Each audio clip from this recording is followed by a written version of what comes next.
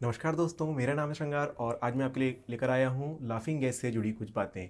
जी हाँ, आप सोच रहे होंगे ऑटोमोबाइल से रिलेटेड इस चैनल पर लाफिंग गैस क्या कर रही है, तो बिल्कुल इसके बारे में आपको जानकारी दूंगा। कैसे ये ऑटोमोबाइल इंडस्ट्री में काफ़ी धमाल मचाती है, उसके बारे में बात करेंगे। सो चलिए शुरू करते हैं, लेकिन इसके पहले अगर आपने इस चैनल को सब्सक्राइब नहीं किया है तो सब्सक्राइब कर लीजिए, ताकि आगे भी इस प्रकार के वीडियो हम आपको देते रहें। जी हाँ दोस्तों, लाफिंग गैस, जैसा कि आपने नाम सुना, लाफिंग गैस N2O इसे कहा जाता है, नाइट्रस ऑक्साइड आप कह सकते हैं। ये कैसे गाड़ियों में यूज़ होता है उसके बारे में भी जानेंगे। तो सबसे पहले जान लेते हैं कि नाइट्रस ऑक्साइड होता क्या है। कि नाइट्रोजन का 1 मोल हो जाता है और ऑक्सीजन का, जो कि O2 होता है, ऑक्सीजन का आधा मोल इसमें जुड़ा हुआ होता है। ये सबसे पहले डिस्कवर किया गया था 1772 में जोसेफ प्रिस्टली के द्वारा। अब ये डिस्कवर करने का उद्देश्य ये था कि वो कुछ प्रिजर्वेटिव बनाना चाहते थे, ऐसी कोई गैस बनाना चाहते थे जो प्रिजर्वेटिव का काम करे। बट इसके बहुत सारे यूजेस होते रहे, काफ़ी सारी चीज़ों पर एक्सपेरिमेंट होता रहा।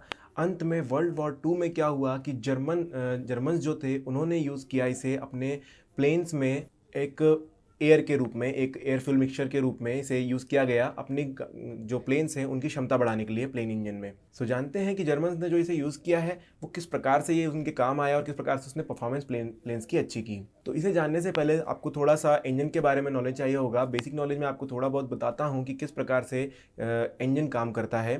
सबसे पहले तो आप देखिए कि हमारे इंजन में जो होते हैं चार स्ट्रोक काम करते हैं। सबसे पहला होता है इनटेक स्ट्रोक, जिसके अंदर पिस्टन ड्रम जो होता है और पिस्टन नीचे की तरफ आता है। पिस्टन ड्रम के अंदर जो है वॉल्व के थ्रू, इनटेक वॉल्व के थ्रू कुछ एयर और फ्यूल का मिक्सचर अंदर आता है।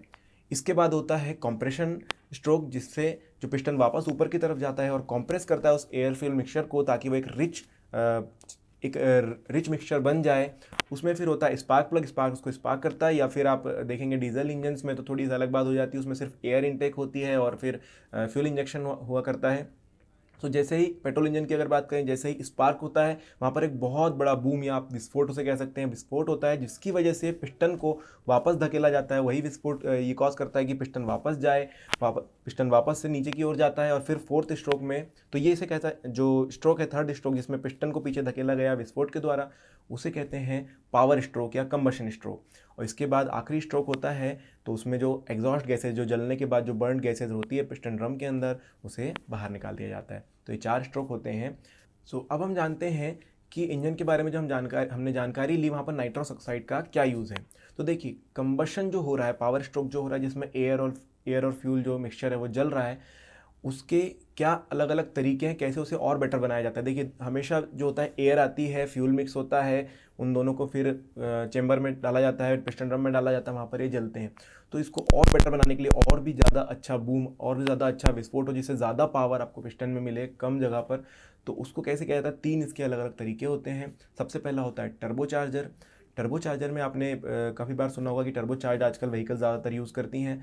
तो ये क्या होता है, एक्चुअली आपकी गाड़ी का जो एग्जॉस्ट निकल रहा है, जो एग्जॉस्ट गैसेस आपके साइलेंसर के थ्रू निकल रही है, उनसे उनकी पावर को यूज़ करते हुए एक एक फ़ैन घुमाया जाता है, और उस फ़ैन से एक टरबाइन कनेक्टेड होता है, जो आपकी आने वाली जो वातावरण से एयर ले रहा है, जो इंजन बर्न करने के लिए फ्यूल के साथ, उसको कंप्रेस करता है। और ये कंप्रेस्ड एयर फिर जाती है हमारे फ्यूल के साथ मिक्स होकर के चेंबर में, ताकि ज़्यादा अच्छा कंबशन, ज़्यादा अच्छा पावर स्ट्रोक आपको मिले। क्योंकि अगर कंप्रेस्ड एयर होती हैं तो ज़्यादा अच्छा आपको कंबशन मिलता है, ज़्यादा बड़ा विस्फोट आपको वहाँ पर मिलता है। तो ये चीज़ हो जाती है फ्री ऑफ कॉस्ट कि आपने एक टर्बोचार्जर लगा दिया, वो एग्जॉस्ट से निकलने वाली जो गैसेस है उन्हीं के पावर को यूज़ करके फ़ैन को घुमा देता है, तो ये फ्री ऑफ कॉस्ट हो जाता है। दूसरा तरीका हो जाता है सुपर चार्जर। सुपर चार्जर क्या चीज़ होती है, इसके बारे में शॉर्ट में जान लेते हैं। जैसे आपने टर्बोचार्जर में देखा कि एयर को, जो एयर फ्यूल मिक्सचर आप बनाना चाहते हैं, उसको उसमें जो एयर है उसको कॉम्प्रेस आप कर रहे हैं, तो आपको ज़्यादा अच्छा बूम मिल रहा है, ज़्यादा अच्छा विस्फोट मिल रहा है। तो उसी प्रकार से सुपर चार्जर बैटरी से चलता है। यहाँ पर क्या होता है कि बैटरी से चलाने पर आप ज़्यादा से ज़्यादा उसको कंप्रेस कर सकते हैं एयर को। तो एक प्रकार का ये कंप्रेशर ही होता है जो आपकी गाड़ी की बैटरी यूज़ करता है। थोड़ा सा आपको देखने के लिए मिलेगा कि एवरेज कम हो जाता है, बट सुपर चार्जर थोड़े कॉस्टली भी होते हैं। अभी फ़िलहाल तो काफ़ी कम गाड़ियों में अवेलेबल होते हैं। अगर आप बहुत महंगी गाड़ियाँ खरीदते हैं तो उन गाड़ियों में अवेलेबल होते हैं। तीसरा तरीका होता है नाइट्रॉक्स का, जो कि बहुत ही ज़्यादा धमाकेदार होता है, बहुत ही ज़्यादा पावरफुल होता है। इसमें क्या होता है, ये कॉम्प्रेस्ड एयर नहीं, यहाँ पर हम सिर्फ और सिर्फ N2O को फ्यूल के साथ मिक्स करते हैं। तो देखिए, जानते हैं कि हमने यहाँ पर कंप्रेसर यूज़ क्यों नहीं किया। जब भी आप देख रहे हैं कि पावर स्ट्रोक जो होता है, जिसमें एयर और फ्यूल के मिक्सचर को बर्न किया जाता है, तो वहाँ पर बर्न होने के लिए क्या क्या चीज़ें होती है। देखिए, जब अपने एटमॉस्फेयर से जो हवा ली है, आपने एटमॉस्फेयर से जो हवा ली है, जो एयर ली है, उसमें क्या क्या चीज़ें होती है। 21% तक ऑक्सीजन होती है, 78% तक नाइट्रोजन होता है और अदर गैसेस भी होती हैं। सो डिपेंड क्या करता है, ऑक्सीजन ऑक्सीजन जितना परसेंटेज ज़्यादा है वहाँ पर उतना अच्छा, क्योंकि ऑक्सीजन जलने में सहायक होती है, मददगार होती है, जबकि नाइट्रोजन तो उतना ज़्यादा खासा कुछ सहयोग निभाती नहीं है जलने के लिए। तो ऑक्सीजन की हमें मेनली ज़रूरत होती है। जब हम इसको टर्बो चार्जर से या सुपर चार्जर से कंप्रेस करते हैं तो ज़्यादा से ज़्यादा हम ऑक्सीजन पिस्टन चैम्बर में पहुंचा रहे हैं, इसका मतलब ये हो जाता है। तो ज़्यादा अच्छा आपको बूम वहाँ पर मिल जाता है, ज़्यादा अच्छा आपको विस्फोट वहाँ पर अच्छा मिल जाता है। बट अगर आप नाइट्रस ऑक्साइड की बात करें तो इसमें होता है 2 मोल्स, N2 का 1 मोल पूरा हो जाता है और ऑक्सीजन का आधा मोल होता है, जिसके वजह से क्या होता है, अगर 3 भागों में भी विभाजित करें तो 36% लगभग आपको O2 इसमें होता है। मतलब कि जहाँ पर आप 21% O2 एयर के मिक्सचर में पहुँचा रहे थे, वहाँ पर आप नाइट्रस ऑक्साइड में 36% ऑक्सीजन भेज सकते हैं, और जो कि लिक्विड फॉर्म में भी होता है तो ज़्यादा अच्छा कैरी करने के लिए भी हो जाता है। N2 ज़्यादा ऑक्सीजन जाती है, ज़्यादा अच्छे जलने में मदद मिलती है और ज़्यादा अच्छे से बर्न होता है, ज़्यादा अच्छा विस्फोट आपको मिलता है, उतनी ज़्यादा आपको पावर मिल जाती है और उतना ही जल्दी आपको एक्सेलरेशन गाड़ी में मिल जाएगा। BHP आपकी गाड़ी का काफ़ी ज़्यादा बढ़ जाता है। अब आपके मन में एक क्वेश्चन आया होगा कि अगर ऑक्सीजन जलने में सहायक है और नाइट्रोजन वहाँ पर फालतू ही जा रहा है तो फिर डायरेक्टली ऑक्सीजन ही क्यों नहीं डाल दिया जा रहा है। तो देखिए, इसका भी एक कारण होता है कि एक बार इसकी कोशिश की थी ड्रैग रेसर बार ने, नवारो ने डायरेक्टली ऑक्सीजन वहाँ पर फीड करी थी, लेकिन इसकी वजह से क्या हुआ कि जब ऑक्सीजन वहाँ पर डाली गई तो जहाँ पर भी ज़्यादा हीट थी पिस्टन में, जैसे वो चलता रहता तो काफ़ी गर्म हो जाता है, जहाँ पर भी ज़्यादा हीट हो जाती है वहाँ पर प्री इग्निशन मिल जाता है। ऑक्सीजन की वजह से फ्यूल डायरेक्टली जल जाता है, उसे किसी स्पार्क की ज़रूरत नहीं पड़ती, और वो जलने की वजह से कई बार होता है इंजन डिफॉर्म हो जाते हैं या इंजन को काफ़ी ज़्यादा नुकसान हो जाता है। इसकी वजह से वो चीज़ वो तो कंप्लीट कर नहीं पाए, वो उन्होंने करके देखा, इंजन ख़राब हो गया। इसलिए नाइट्रस ऑक्साइड जो है अभी तक का सबसे अच्छा विकल्प देखा गया है, जो प्लेन्स में भी यूज़ किया जाता है और ज़्यादातर इन्हें ट्रैक रेसिंग में ही यूज़ किया जाता है। और अगर देखें तो सबसे अच्छा बेनिफिट नाइट्रस ऑक्साइड का ये होता है कि ये होती है लिक्विड के फॉर्म में। जब आप इसे कैरी करके रखते हैं गाड़ी के अंदर, जैसे लिक्विड के फॉर्म में होती है। अब क्या होता है, जैसे ही आप इंजन में इसे प्रोवाइड कराते हैं तो ये वहाँ पर जाके खुलती है, और जैसे ही खुलती है तो ये गैस होना चाहती है, क्योंकि एटमॉस्फेरिक प्रेशर पर तो ये गैस होती है, बट हम इसे कंप्रेस करके लिक्विड बना करके रखते हैं गाड़ी के अंदर। तो जब ये बाहर आती है, पिस्टन ड्रम में आती है, तो ये लिक्विड से गैस में परिवर्तित होती है, जिसकी वजह से काफ़ी ज़्यादा कूल ये हो जाती है। और ये कूल हो जाती है तो ज़्यादा डेंसिटी इसकी बढ़ जाती है, और डेंसिटी बढ़ने की वजह से काफ़ी अच्छा कंप्रेस्ड एयर आपको वहाँ पर मिल जाती है। और इस कंप्रेस्ड एयर में जब आप स्पार्क करेंगे और इसमें जब आप डालेंगे फ्यूल मिला करके स्पार्क करेंगे तो काफ़ी अच्छा आपको विस्फोट मिलेगा।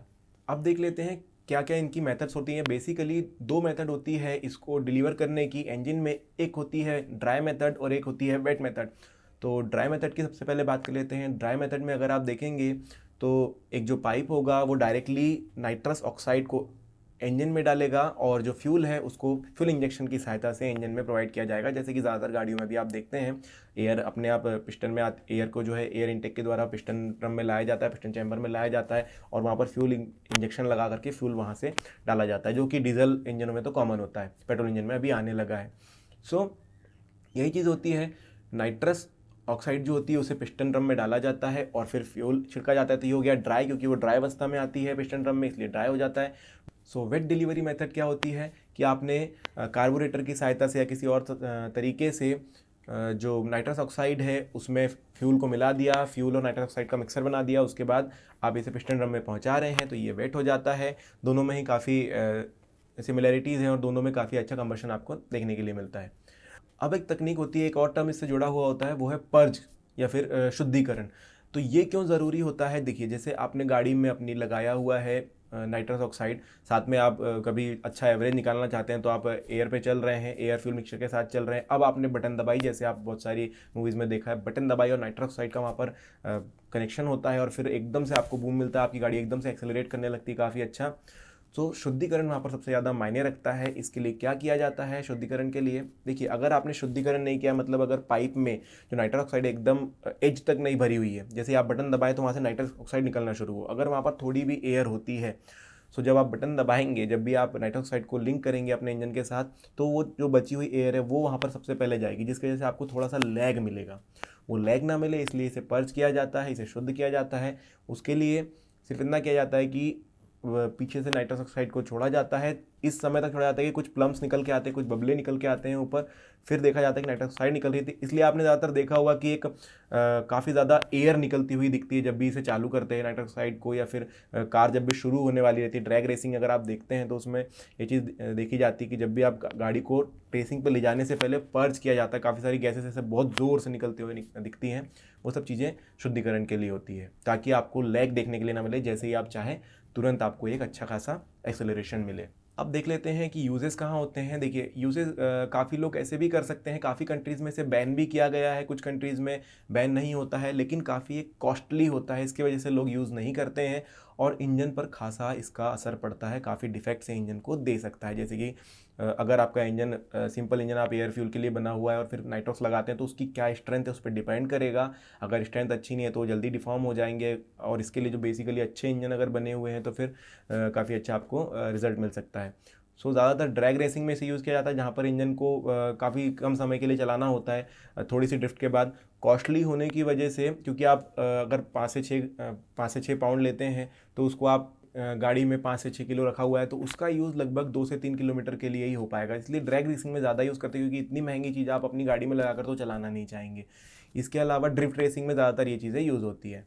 अब इसके एडवांटेजेस क्या हैं और डिसएडवांटेजेस क्या हैं, इसके बारे में बात कर लीजिए। देखिए परफॉर्मेंस गाड़ी का बिल्कुल बढ़ जाता है, डेफिनेटली परफॉर्मेंस काफ़ी अच्छा हो जाएगा, काफ़ी अच्छा आपको एक्सेलरेशन मिलेगा, काफ़ी अच्छा आपको ड्रैग मिलेगा, और गाड़ी का जो है BHP आपको बढ़ा हुआ दिखेगा। अब डिसएडवांटेजेस की बात कर लेते हैं। डिसएडवांटेजेस इसके क्या है कि इंजन को ये ख़राब कर सकता है, कॉस्टली बहुत ज़्यादा होता है, बहुत ही ज़्यादा कॉस्ट के लिए आपको देनी होगी, मेंटेनेंस भी बढ़ जाता है। जैसे आप इसको यूज़ करें तो आपके इंजन का आपको समय समय पर मेंटेन कराना पड़ेगा, हो सकता है कि पिस्टन ड्रम में कुछ डिफॉर्मेशन आ जाए। आई होप दोस्तों आपको ये वीडियो पसंद आया होगा। अगर आपको पसंद आया है तो प्लीज़ लाइक कीजिए, सब्सक्राइब कीजिए, और आज के लिए बस इतना ही। धन्यवाद।